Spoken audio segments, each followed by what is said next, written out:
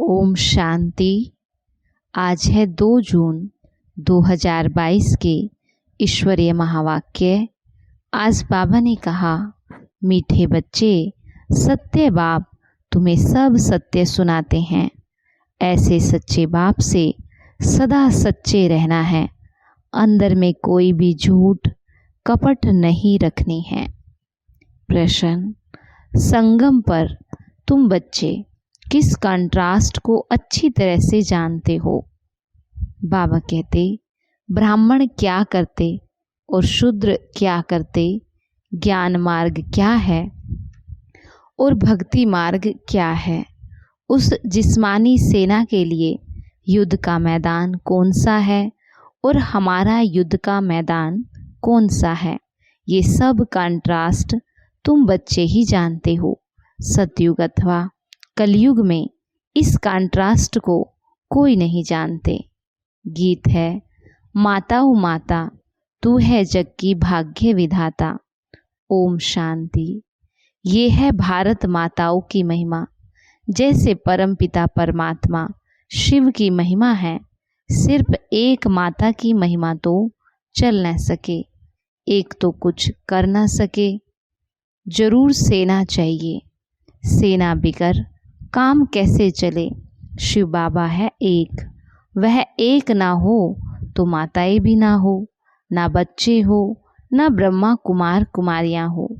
Majority माताओं की है, इसलिए माताओं को ही महिमा दी गई है। भारत माताएं जो शिव शक्ति गुप्त सेना है और अहिंसक है, कोई भी प्रकार की हिंसा नहीं करती। हिंसा 2 प्रकार की होती है, एक है काम कटारी चलाना और दूसरा है गोली आदि चलाना, क्रोध करना, मारना आदि। इस समय जो भी जिस्मानी सेनाएं हैं वह दोनों हिंसा करती हैं। आजकल बंदूक आदि चलाना माताओं को भी सिखाते हैं। वो है जिस्मानी सेना की माताएं और ये हैं रूहानी सेना की दैवी संप्रदाय वाली माताएं। वह कितनी ड्रिल आदि सीखती हैं, तुम शायद कभी मैदान में गई भी नहीं हो। वह बहुत मेहनत करते हैं, काम विकार में भी जाते हैं। ऐसे कोई मुश्किल होंगे जो शादी नहीं करते होंगे। उस मिलिट्री में भी बहुत सीखते रहते हैं, छोटे छोटे बच्चों को भी सिखाते हैं। वो भी सेना है और ये भी सेना है। सेना का तो गीता में अच्छा ही विस्तार लिखा हुआ है, परंतु प्रैक्टिकल में क्या है ये तो तुम ही जानते हो कि हम कितने गुप्त हैं। शिव शक्ति सेना क्या करती है, विश्व का मालिक कैसे बनते हैं, इसको कहा जाता है युद्ध स्थल। तुम्हारा युद्ध का मैदान भी गुप्त है। मैदान इस मांडवे को कहा जाता है। आगे माताएं युद्ध के मैदान में नहीं जाती थी, अभी यहाँ से पूरी भेंट होती है। दोनों सेनाओं में माताएं हैं, उनमें मेजॉरिटी पुरुषों की है, यहाँ मेजॉरिटी माताओं की है।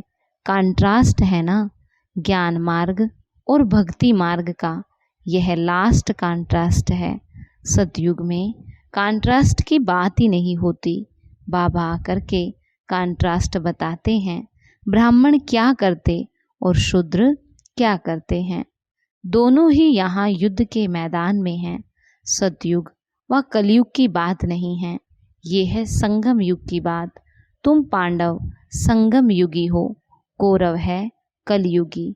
उन्होंने कलयुग का टाइम बहुत लंबा कर दिया है, इस कारण संगम का उन्हों को मालूम ही नहीं। धीरे धीरे ये ज्ञान भी तुम्हारे द्वारा समझेंगे।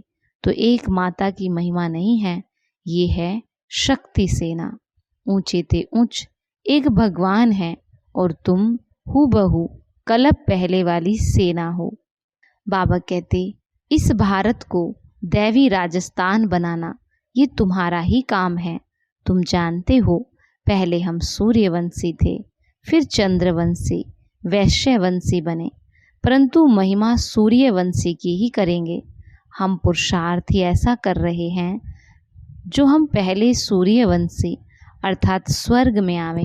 सतयुग को स्वर्ग कहा जाता है। त्रेता को वास्तव में स्वर्ग नहीं कहा जाता। कहते भी हैं फलाना स्वर्ग पधारा, ऐसे तो नहीं कहते फलाना त्रेता में राम सीता के राज्य में गया।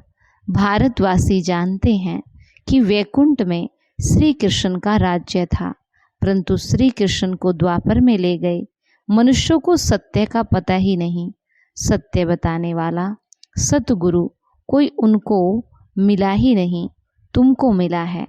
वो सब सच बताते हैं और सच्चा बनाते हैं। बच्चों को कहते, बच्चे तुम कभी झूठ कपट नहीं करना, तुम्हारा कुछ भी छिपा नहीं रहेगा। जो जैसा कर्म करते ऐसा ही पाते हैं। बाप अच्छे कर्म सिखलाते। ईश्वर के पास कोई का विकर्म छिप नहीं सकता। कर्म भोग भी बहुत कड़ा होता है। भल तुम्हारा ये अंतिम जन्म है तो भी सजा तो खानी पड़ेगी, क्योंकि अनेक जन्मों का हिसाब किताब चुकता होना है। बाबा ने समझाया है, काशी कलवट खाते हैं तो जब तक प्राण निकले तब तक भोगनी पड़ती है। बहुत कष्ट सहन करना पड़ता है। एक तो कर्म भोग बीमारी आदि का, दूसरा फिर विकर्मों की सजा। उस समय कुछ बोल नहीं सकते, चिल्लाते रहते हैं, त्राही त्राही करते हैं। पाप आत्माओं को यहाँ भी सजा वहाँ भी सजा मिलती। सतयुग में पाप होता ही नहीं। ना कोर्ट ना मजिस्ट्रेट होते, ना गर्भ जेल की सजा होती। वहाँ गर्भ महल होता है।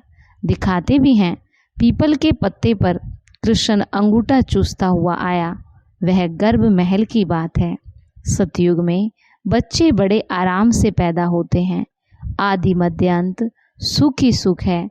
इस दुनिया में आदि मध्यांत दुख ही दुख है। अभी तुम सुख की दुनिया में जाने के लिए पढ़ रहे हो। ये गुप्त सेना वृद्धि को पाती रहेगी। जितना जो बहुतों को रास्ता बताएंगे वह उच्च पद पाएंगे। मेहनत करनी ही है याद की। बेहद का वर्षा जो मिला था वह अब गंवाया है, अब फिर से पा रहे हैं। लौकिक बाप पारलौकिक बाप दोनों को याद करते हैं।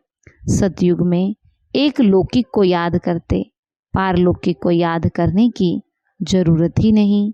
वहाँ सुख ही सुख है। ये ज्ञान भी भारतवासियों के लिए है, और धर्म वालों के लिए नहीं है।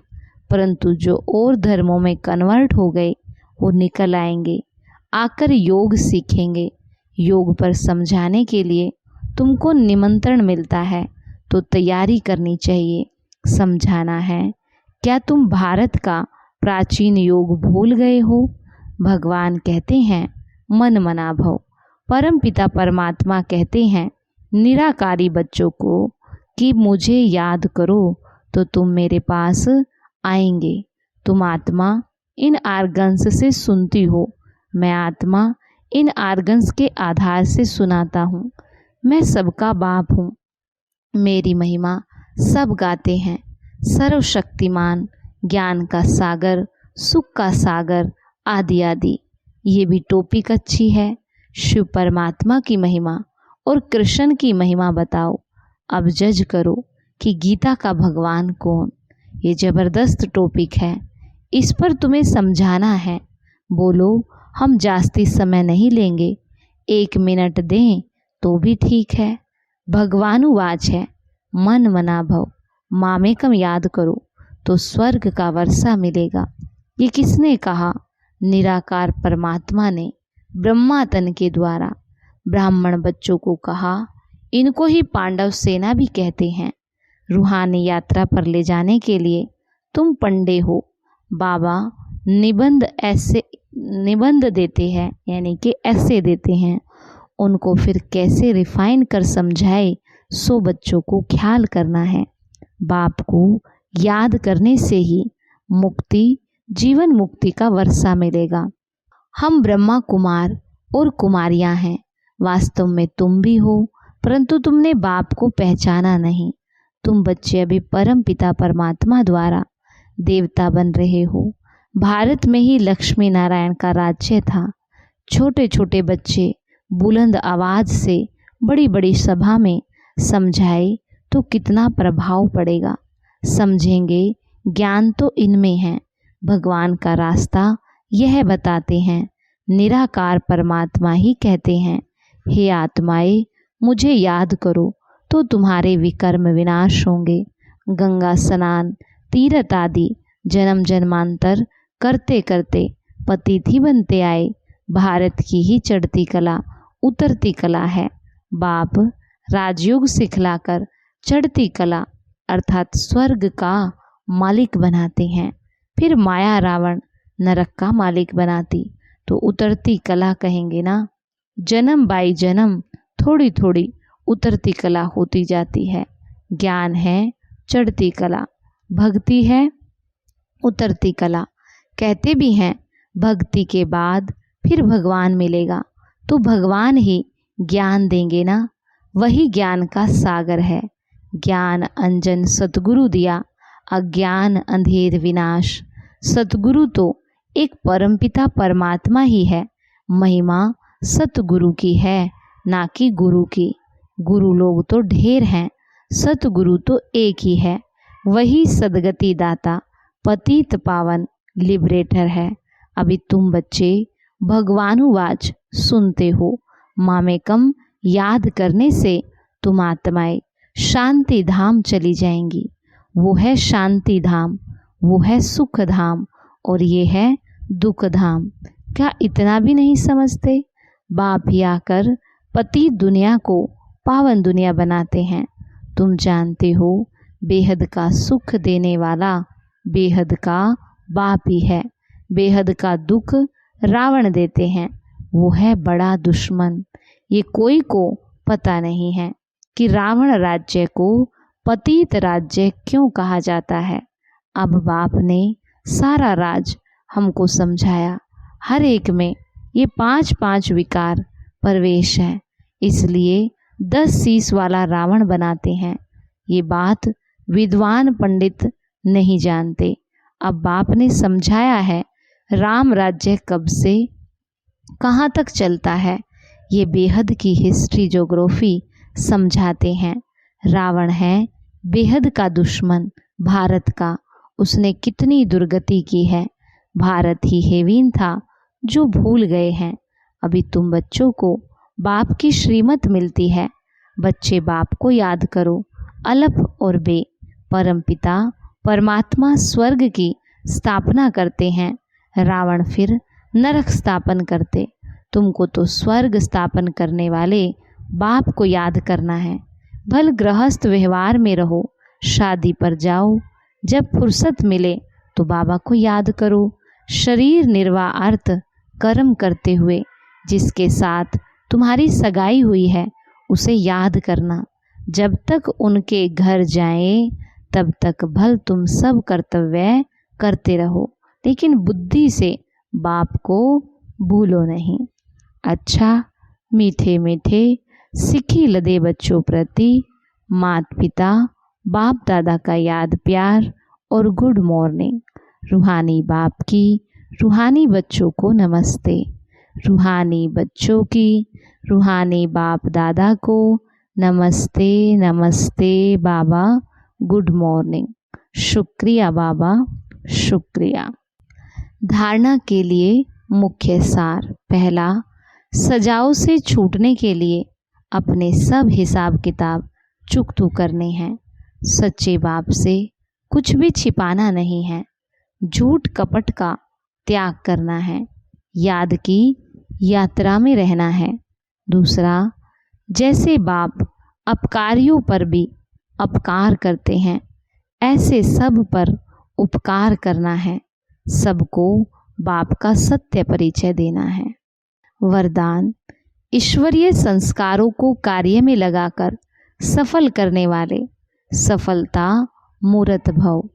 ईश्वरीय संस्कारों को कार्य में लगाकर सफल करने वाले सफलता मूर्त भव। बाबा कहते, जो बच्चे अपने ईश्वरीय संस्कारों को कार्य में लगाते, उनके व्यर्थ संकल्प स्वतः खत्म हो जाते हैं। सफल करना माना बचाना या बढ़ाना, ऐसे नहीं। पुराने संस्कार ही यूज करते रहो और ईश्वरीय संस्कारों को बुद्धि के लोकर में रख दो। जैसे कईयों की आदत होती है अच्छी चीज़ें व पैसे बैंक अथवा अलमारियों में रखने की। पुरानी वस्तु से प्यार होता है, वही यूज करते रहते। यहाँ ऐसे नहीं करना। यहाँ तो मनसा से, वाणी से, शक्तिशाली वृत्ति से अपना सब कुछ सफल करो तो सफलता मूर्त बन जाएंगे। स्लोगन: बाप और मैं, यह छत्र छाया साथ है तो कोई भी विघ्न ठहर नहीं सकता। बाप और मैं, यह छत्र छाया साथ है तो कोई भी विघ्न ठहर नहीं सकता। सभी ब्राह्मण बच्चों के प्रति विशेष अटेंशन। परमात्म महावाक्य। बाबा कहते, एक बल एक भरोसा, अर्थात सदा निश्चय हो कि जो साकार की मुरली है वही मुरली है, जो मधुबन से श्रीमत मिलती है वही श्रीमत है। बाप सिवाय मधुबन के और कहीं मिल नहीं सकता। सदा एक बाप की पढ़ाई में निश्चय हो। मधुबन से जो पढ़ाई का पाठ जाता वही पढ़ाई है, दूसरी कोई पढ़ाई नहीं। अगर कहाँ भोग आदि के समय संदेशी द्वारा बाबा का पाठ चलता तो ये बिल्कुल रोंग है, ये भी एक माया है। इसको एक बल एक भरोसा नहीं कहेंगे। मधुबन से जो मुरली आती है उस पर ध्यान दो, नहीं तो और रास्ते पे चले जाएंगे। मधुबन में ही बाबा की मुरली चलती, मधुबन में ही बाबा आते हैं। इसलिए हर एक बच्चा ये सावधानी रखे, नहीं तो माया धोखा दे देगी। आज का हमारा अभ्यास है, मैं सफलता मूर्त आत्मा हूँ। मैं सफलता मूर्त आत्मा हूँ।